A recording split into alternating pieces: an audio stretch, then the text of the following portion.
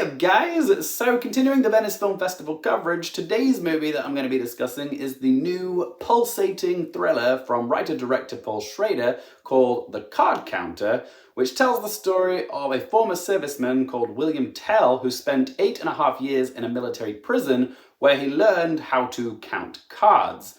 Why is he in the prison, you might be asking? Well, I'm not gonna tell ya. Now that he's out of prison, he's playing poker and blackjack professionally, but he's flying under the radar. He'd rather win modestly than big. Eventually, he crosses paths with a young man called Kirk, who's played by Sheridan, who they share an enemy in common. Tell sees a lot of himself in this young, angry man. Sorry, there's a mosquito in here. But... Sorry.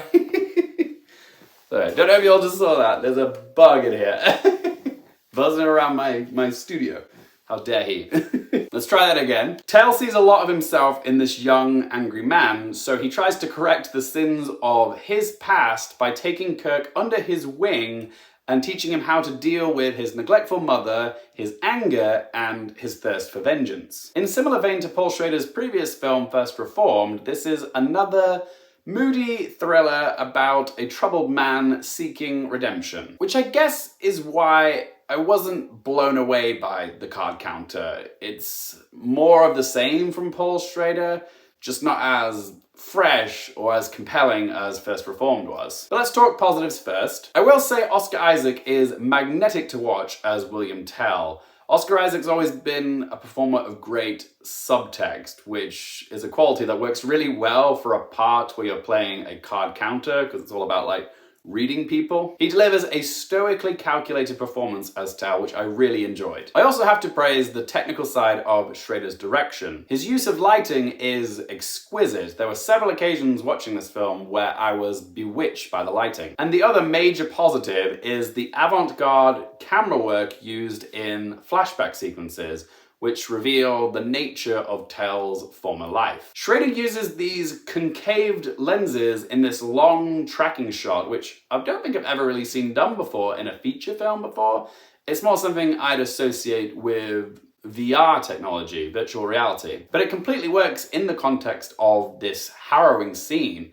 It's quite nightmarish, a chapter of Tell's story which still haunts him to this day. But for all those positives, I still really struggled to engage with the plot. Schrader starts off the film in quite a stylish fashion, explaining a lot of the terminology of card counting in super speedy bullet points. But I guess I was kind of expecting this slick, cool style to follow through all the way through the film, but after the characters are introduced, it kind of slows down. Part of me was expecting this to be some winner-takes-all gambling story, but it's not. Which isn't necessarily a bad thing. There is quite a lot of substance packed into the story about redemption, dealing with pain, forgiveness, and I do in general like the unexpected when a storyteller doesn't go the conventional route with their plot. But I'm just gonna say what I got from The Card Counter wasn't what I expected, but I didn't really enjoy it. Which is not to say that it's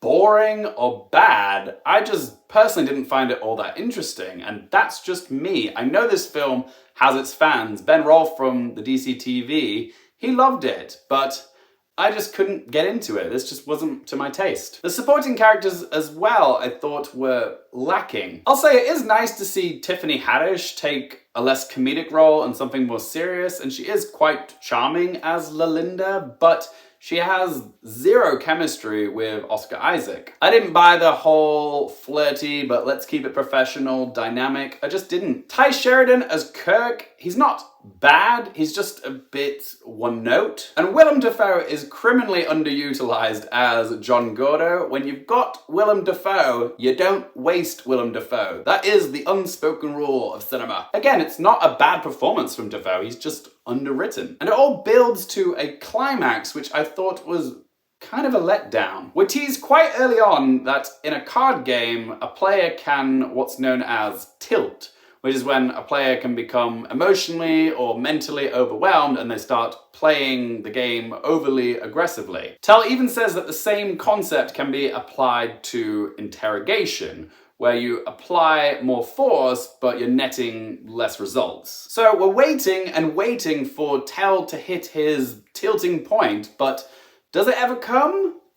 Kinda, but it mostly occurs off-screen. I'm sure plenty of cinephiles will come to Schrader's defense and say that he was adopting a what you don't see is more impactful approach, but I couldn't help but feel like I'd been cheated a little bit. I wanted to see what was going on. Don't set it up and tease the audience and then not show it. Also, there were some minor yet noticeable continuity issues in the film, like when a character pulls out the phone and you can see the time on the phone, when it cuts to a close-up of the phone, the timer on the phone has gone up by like 30 odd minutes or so.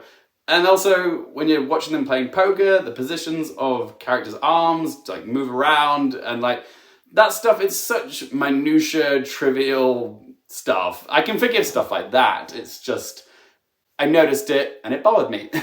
So let's ask them 3 questions. Firstly, would I watch this again?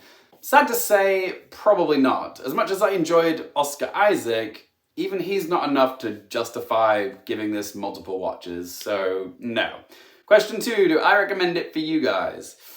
I recommend The Card Counter to fans of Paul Schrader or Oscar Isaac, but it's not a film that I would go out my way to say to people, oh, you need to watch The Card Counter, it's so good. It's not a film I would tell my friends and family they have to watch. So it's not a film I really do recommend, but you know, there is enough Oscar Isaac-y goodness and enough of Paul Schrader's traits to justify giving it a go if you are interested in their work. So yeah, kind of recommend it, but not really.